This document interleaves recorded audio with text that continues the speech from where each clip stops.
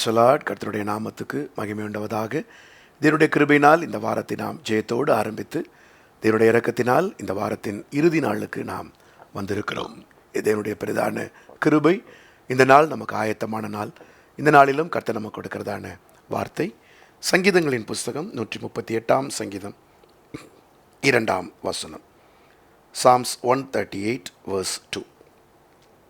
உமது பரிசுத்த ஆலயத்திற்கு நேராக நான் பணிந்து உமது கிருபை நிமித்தமும் உமது உண்மை நிமித்தமும் உமது நாமத்தை துதிப்பேன். உமது சகல பிரஸ்தாபத்தை பார்க்கிலும் உமது வார்த்தையை நீர் மகிமைப்படுத்தி இருக்கிறேன். கர்த்தருடைய நாமத்துக்கு மகிமை உண்டாவதாக. பிரியமானவர்களே, இந்த ஆயத்த நாளிலே கர்த்தர் நமக்கு தருகிறதான வார்த்தை, தேவனை பணிந்து கொள்வதற்கான நேரான காரியங்களுக்காய் ஆயத்தமாகுங்கள். தேவனை தொழுது கொள்வதற்கான நேரான காரியத்திற்காய் ஆயத்தமாகுங்கள். சங்கீதக்காரன் தேவனுடைய ஆலயத்தை குறித்து சொல்லும் பொழுதெல்லாம் ஒரு வார்த்தையை அவர் சொல்லுகிறார். அது என்ன? நேராக நான் உம்மை பணிந்து கொள்ளுவேன். உமது பரிசுத்த ஆலயத்திற்கு நேராக நான் பணிந்து. 5 சங்கீதத்திலும் சங்கீதக்காரன் சொல்லுகிறார், ஆண்டவரே, நான் உம்முடைய சமூகத்திற்கு நேராக பணிந்து கொள்ளும்படி காலையிலேயே ஆயத்தமாகிறேன். அப்போ அந்த நேராக பணிந்து கொள்வதை நாம் இன்றைக்கு தியானிப்போம். அதற்காக நாம் ஆயத்தமாவோம். அந்த நேராக பணிந்து கொள்ளுதல் என்றால் வேறொன்றுமல்ல, தேவனுக்கும் நமக்கும் இடையே வேறொன்றும் இருக்கக்கூடாது. நான் பார்த்தால் என் தேவனை பார்க்க வேண்டும், தேவன் என்னை பார்த்தால் என்னை பார்க்க வேண்டும். ஆண்டவர் பார்த்தால் உங்களை பார்க்கணும், நீங்கள் கண்ணெடுத்து பார்த்தீங்கன்னா ஆண்டவரை பார்க்கணும். இப்போ ஆண்டவருக்கும் உங்களுக்கும் நடுவில் ஏதாகிலும் இருந்தால்தான் நம்ம கொஞ்சம் மாறி பார்க்குற மாதிரி இருக்கும். அதான் நேராக பணிதல். அப்போ ஆண்டவருக்கும் நமக்கும் நடுவில் அவரை பார்க்கக்கூடாதபடிக்கு எதெல்லாம் இருக்கும்? முதல்ல ஒரு காரியத்தை வேதம் நமக்கு சொல்லுகிறது. ஆண்டவரை நோக்கி பார்க்க முடியாதபடிக்கு நடுவில் இருக்கிற காரியம் என்னென்னா, நம்முடைய அக்கிரமங்கள் பாவங்கள் தேவனுக்கு செவிகூடாதபடிக்கு நம்மை பிரித்து அது நடுவில் வருது. அப்போ இந்த நாளில் நம்ம இந்த காரியங்களை குறித்து கவனமாக இருப்போம். 4 காரியங்களை வேதம் சொல்லும் ஆண்டவருக்கு நமக்கும் இடையே இருக்கிறது. 1 பாவம், 2 அக்கிரமம், 3 குற்றம், 4 மீறுதல். இந்த 4 வார்த்தைகளையும் நீங்கள் கொஞ்சம் ஆழமாக பார்த்தீங்கன்னா, பாவம் என்பது தீய நோக்கம் பாவமாம். நம்ம சிந்தனையில் தோன்ற தேவனுக்கு விரோதமான எல்லா சிந்தனையும் பாவம். அது சிந்தனையில் இருக்குது. இதை நம்ம அகற்றணும். இது ஆண்டவருக்கும் நமக்கும் நடுவே பிரிவினை உண்டாக்கும். நேராக ஆண்டவரை பார்க்க முடியாது. எனி தாட், எந்த சிந்தனை அது தீய சிந்தனையாக இருக்குதுன்னா நீங்கள் அதை கண்டம் பண்ணி எடுத்துடணும். 2 குற்றம். அதாவது குற்றம் என்றால் இந்த சிந்தனை செயலாய் மாறுகிறது, ஆக்ஷனாக மாறுது. இதுவும் ஆண்டவரையும் நம்மையும் பிரிக்கும். 3 அக்கிரமம். அக்கிரமம்னா என்னென்னா, சக மனிதர்களுக்கு எதிராக நாம் செய்கிற காரியங்களுக்கு பேர் தான் அக்கிரமம்.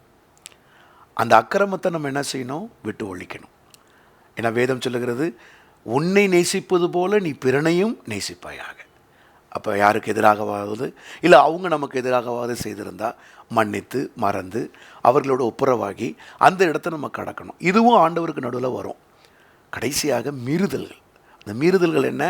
தேவன் எனக்கு கொடுத்ததான கற்பனைகள் கட்டளைகளை நான் மீறிடுறேன், அதை தாண்டிடுறேன், அதுக்கு விரோதமாக செய்கிறேன். இந்த 4 காரியங்களை நீங்கள் வெளியில் எடுத்துரும்போது தேவனுக்கு நேராக நீங்கள் பணிய முடியும். மறுபடியும் சொல்கிறேன், பாவம் சிந்தனையில் ஏற்படுவது, குற்றங்கள் செயலில் வருவது, அக்கிரமம் சக மனிதர்களுக்கு எதிராக செய்வது, மீறுதல்கள் தேவனுடைய கட்டளைகளையும் கற்பனைகளையும் மீறுவது. இந்த ஆயத்த நாளில் நீங்கள் இந்த 4 காரியத்தையும் தேவ சமூகத்தில் வைத்து, ஆண்டவரே, இந்த பாவம் என்னை விட்டு போகட்டும், எனக்குள்ள குற்றம் இருந்தால் போகட்டும், அக்கிரமம் இருந்தால் போகட்டும், மீறுதல்கள் போகட்டும்னு உங்களை ஆயத்தப்படுத்தும் பொழுது கர்த்தர் இப்பொழுது உங்களை நேரடியாக சந்திக்கிறார். நீங்கள் நேரடியாக ஆண்டவரை பார்க்க முடியும். நம்ம எல்லாரும் கூடி ஆராதிக்கும் பொழுது அங்கே தேவ பிரசன்னத்தை உங்களால் நிறைவாக பெற்று அனுபவிக்க முடியும். அங்கே தான் சங்கீதக்காரர் சொல்கிறாரு, உம்முடைய கிருபையும் உம்முடைய உண்மையும் என்னை நடத்த மாட்டவரே. ஆண்டோட்ட கிருபை உண்டு, ஆண்டோட்ட உண்மை உண்டு. நீங்கள் இந்த 4 காரியங்களை தள்ளி வைத்து விட்டு தேவனை நம்ம எல்லாரும் தொழுது கொள்ள ஆயத்தமாகும் போது, ஆராதிக்க கூடி வரும் பொழுது அந்த இடத்துல தேவனுடைய கிருபை விளங்கும். கர்த்தர் உங்கள் மேலே இரக்கமாக இருப்பார், மனதுருக்கமாக இருப்பார். உங்களுக்கு வேண்டியவைகளை கர்த்தர் அந்த இடத்துல உங்களுக்கு பிரசன்னமாகி தருவார். ஆண்டுடைய உண்மை அதை செய்யும். நம்ம உண்மை இல்லாதவர்களாக இருந்தாலும் கர்த்தர் உண்மை உள்ளவர். இந்த 2 காரியங்களை பற்றி கொண்டு தான் சங்கீதக்காரன் சொல்கிறான், ஆண்டவரே நான் உமது பரிசுத்த ஆலயத்திற்கு நேராக பணிந்து உம்மை நான் துதிப்பதற்கு என்னை பலப்படுத்தும். நாமும் சொல்லுவோம் இந்த நாளில், ஆண்டவரே உமக்கு நேராக பணிந்து நாங்கள் உம்மை துதிப்பதற்கு எங்களை பலப்படுத்தும். கர்த்தருக்கு சித்தமானால் நாளைய தினத்தில் நமக்கு 5, 7, 9 3 ஆராதனைகள் காலையில் உண்டு. 3வது ஆராதனை பைலிங்குவல் சர்வீஸ், ஆங்கில ஆராதனை. வாங்க, மற்றவங்களை அறிமுகப்படுத்துங்க. மாலை ஆராதனை நமக்கு 4வது ஆராதனை உண்டு. வாருங்கள். இந்த முழு நாளும் தேவனோடு கூட இருந்து தேவனுக்கு நேராக பணிந்து தேவனை ஆதாயப்படுத்தி கொள்ளுவோம். கர்த்தர் நம்மை ஆசீர்வதிப்பாராக. ஜெபிப்போமா? பிதாவே, இந்த நாளிலும் ஆயத்த நாளிலே நாங்கள் நேராக பணிவதை குறித்து எங்களை கொடுத்த வார்த்தைக்காய் ஸ்தோத்திரம். நாங்கள் நேராக பணினாண்டு பாவம், குற்றம், அக்கிரமம், மீறுதல்கள் எங்கள் வாழ்க்கையிலிருந்து கடந்து போகட்டும்.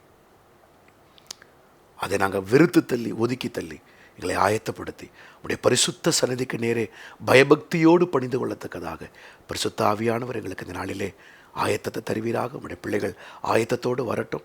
நாங்கள் கம்பீர சத்தத்தோடு நாங்கள் உங்களுடைய ஆராதனையிலே பிரவேசித்து உடைய நாமத்தை உயர்த்த கர்த்தர்களுக்கு உதவி செய்யும். சகல துதிகன மகிமையெல்லாம் உமக்கு நாங்கள் செலுத்துகிறோம். இயேசுவின் நாமத்தில் கேட்டுக்கொள்கிறோம் நல்ல பிதாவே. Amen, amen, amen. God bless you. கர்த்தர் தாமே உங்களை ஆசீர்வதிப்பாராக. வாருங்கள், கர்த்தரை ஆராதிப்போம். தூரமாக இருப்பீங்கன்னா அருகில் இருக்கிற ஆவிக்குரிய ஆராதனைக்கு போங்க. சமீபத்தில் இருப்பீங்கன்னா, சென்னையில் இருப்பீங்கன்னா ட்ரஸ்ட்புரம் கோடம்பாக்கத்துக்கு வாங்க. கர்த்தரை நாம் ஒன்று சேர்ந்து ஆராதிப்போம். God bless you. கர்த்தர் உங்களோட இருப்பாராக. ஆமென்.